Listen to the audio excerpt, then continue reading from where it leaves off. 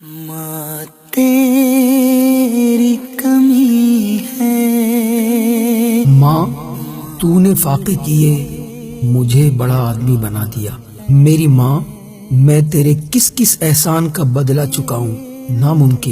ناممکن، میں تو تیرے کسی احسان کا بدلہ نہیں چکا سکتا۔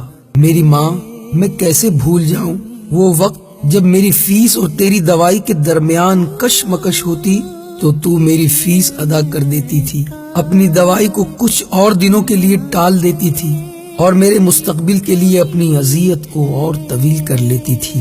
اے میری ماں، مجھے یاد ہے جب گھر کے حالات سے تنگ ہو کر میں نے نوکری کی، اس دن کی مزدوری تیرے ہاتھ میں رکھی تو کتنی دیر میرا ہاتھ تھامے روتی رہی اور مجھ سے ناراض ہوئی کہ کچھ بھی ہو جائے تم نے مزدوری نہیں کرنی، بس پڑھنا ہے چاہے حالات کچھ بھی ہوں۔ اور پھر بس میں پڑھتا چلا گیا، آگے بڑھتا چلا گیا، اور آج میرے پاس بہت ساری ڈگریاں ہیں، بہت سارے روپے پیسے ہیں، اور آج میں تیرے پاس آیا تو میرے سر پر اپنا دست شفقت نہیں پھیرا۔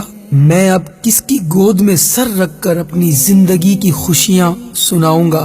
کون ہے جس کو اپنے درد کے زخموں کی داستان سناؤں گا؟ میری ماں ہے میری ماں۔ اور اس کے بعد میں اپنی ماں کی قبر پر پھوٹ پھوٹ کر رونے لگا۔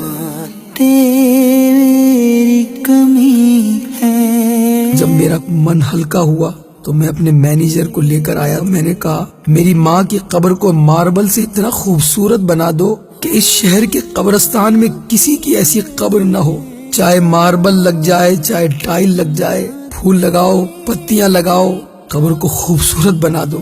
قبر باہر سے تو بہت خوبصورت بن جائے گی، شہر کیا ملک میں اس سے زیادہ خوبصورت قبر نہیں ہوگی، لیکن قبر کو اندر سے خوبصورت بناؤ۔ وہ سفید لباس میں موجود نہ جانے کون بزرگ تھے کہ میں ان سے متاثر ہوئے بغیر نہ رہ سکا۔ میں نے پوچھا لیکن بابا جی اندر سے قبر کیسے خوبصورت بن سکتی ہے؟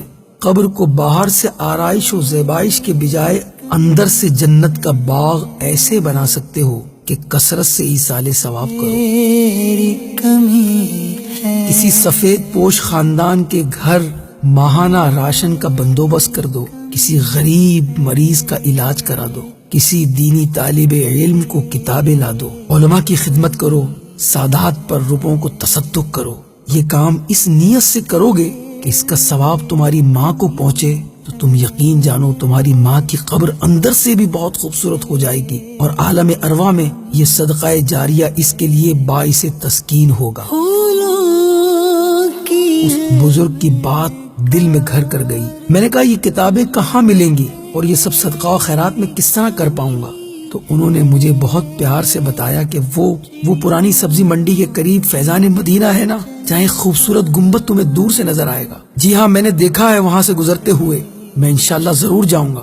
میں آج فیضان مدینہ پہنچ گیا، مجھے کئی نورانی چہرے والے لوگ نظر آئے، میں نے کچھ کتابیں خریدی، کچھ طلباء میں تقسیم کی، پھر میرا ذہن یہ بنا کہ میں اپنی ماں کی طرف سے ایک مسجد بنا لوں۔